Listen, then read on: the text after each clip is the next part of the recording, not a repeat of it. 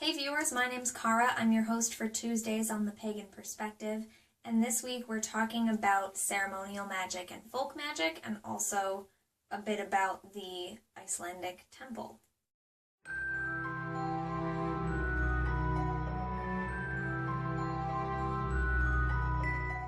So this week's question is from someone who practices folk magic and wants to get into ceremonial magic because they feel that they are limiting themselves by only practicing folk magic, and wants to know how we would recommend they get into ceremonial magic.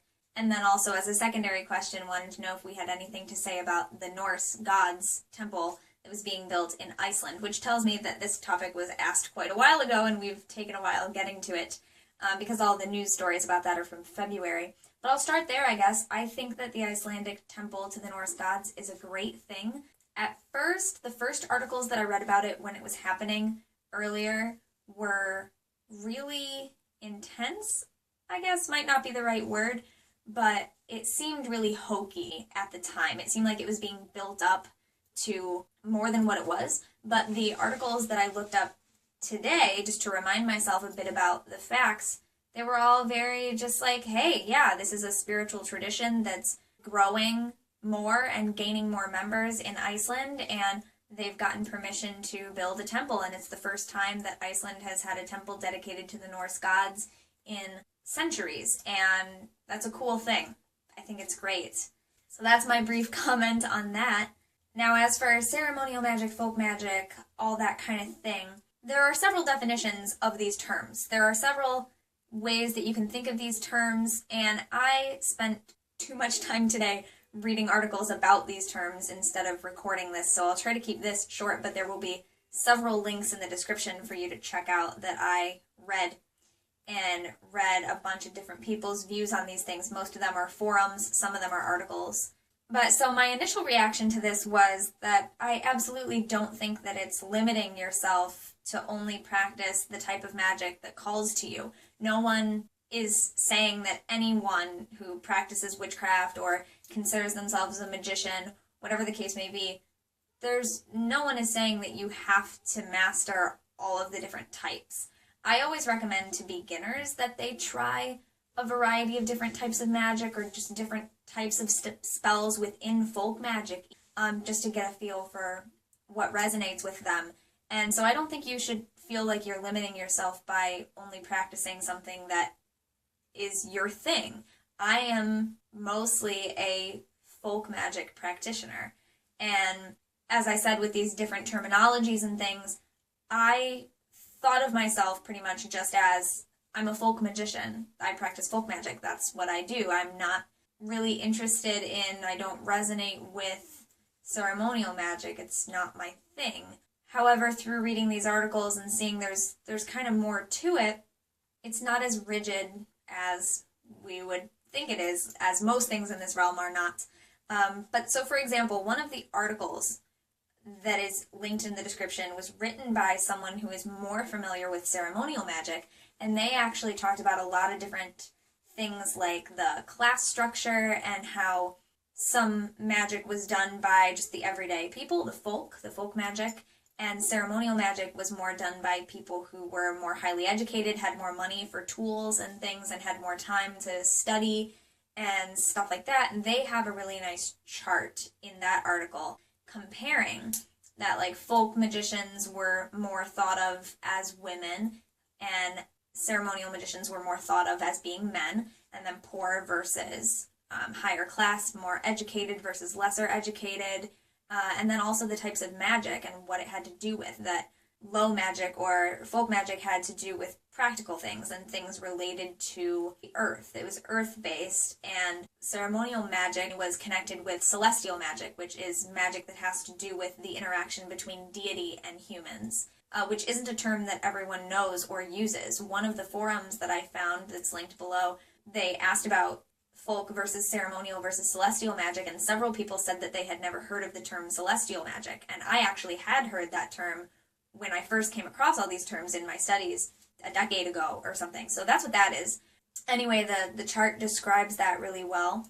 So in those sorts of terms, I thought of myself just as a folk magician, but then Someone else was talking about how you could more be referring to the terms as high and low magic with what the magic itself refers to, and that ceremonial magic or high magic was done within a very structured format. It was done within a structure, within a system, is what I'm trying to say. These are things like Thelema, the Golden Dawn, things like that. That's what it came out of. Western occult traditions is really what you're thinking of when you're thinking of ceremonial magic. And those things may have been derived from the folk practices of other cultures, as the articles talked about, which I didn't really think about before.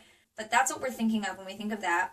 And those things, because it's in a structure and because there's like levels and there's certain things you need to do at certain times, those sorts of things and those systems lend themselves more to a specific path of spiritual growth that, like, the magician is always working toward bettering themselves, whereas low magic or folk magic is not a specific system, is not a specific structure.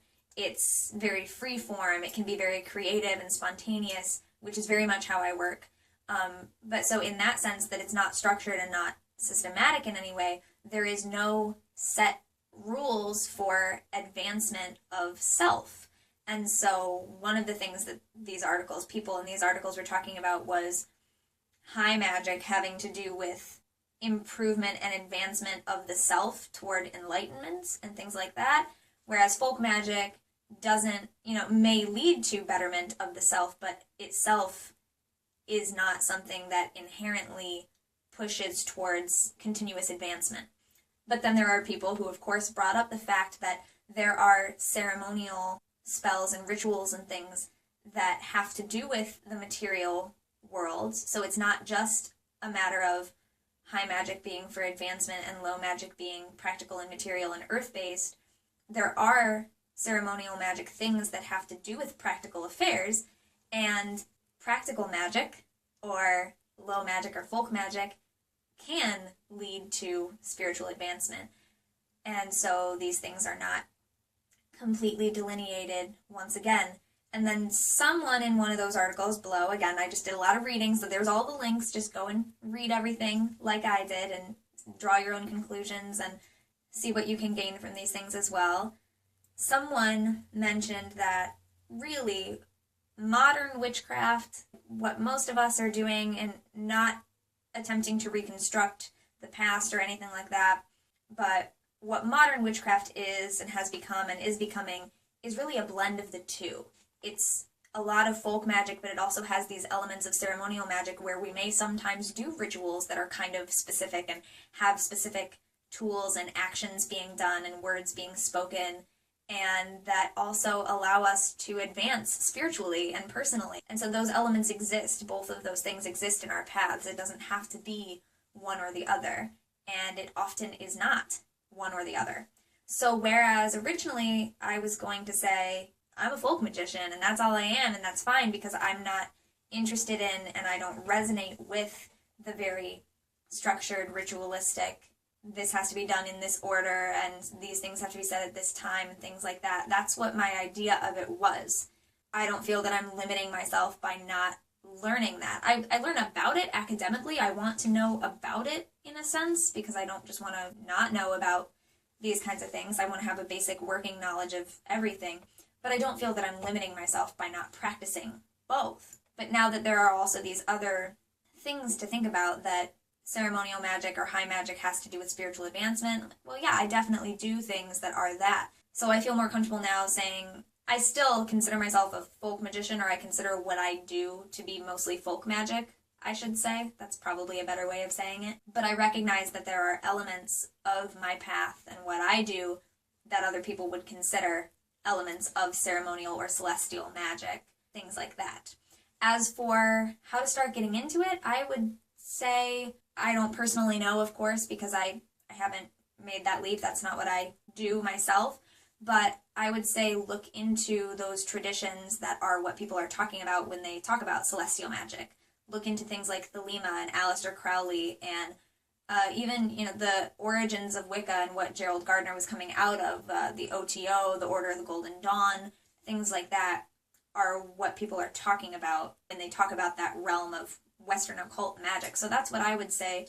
Look up those things and study those methods, and I think that's what you mean when you say you want to get into ceremonial magic. And for those of you who may be going the other way and want to get into folk magic, there's a lot, because it depends on who the folk are that you're talking about, what culture and what area, and what are you trying to do, what is the intent of what the magic is going to do.